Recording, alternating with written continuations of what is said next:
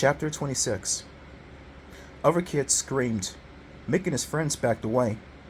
I hoisted the backpack and slammed it against the wall until the flames were smothered.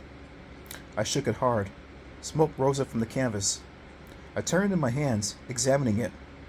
Only slightly scorched. The bottom was all black. It smelled terrible. I could take a hint, I called to Emmy.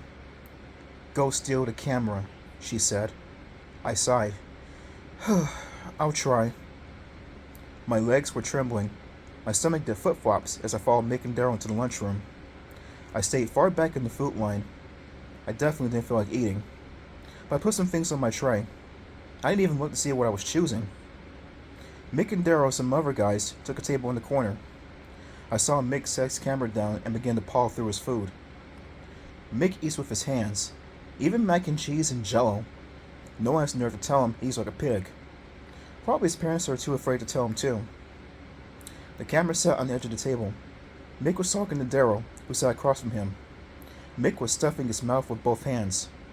I took a deep breath. I started toward the table. I was going to end up with Mick's camera, or I was going to end up dead. Was I a little tense? I don't have to answer that question. Hey, Jacko, Mick shouted with a mouthful of food.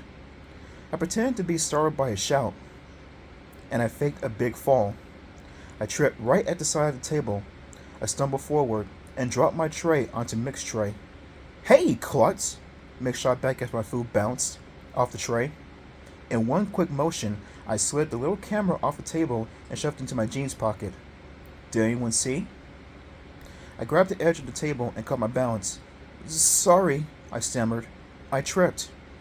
No problem, Mick said. He grabbed a plate of french fries off my tray and began gobbling them up. Daryl took my ham and cheese sandwich and shoved it into his mouth. He giggled. No problem, dude. I lifted my tray and started away.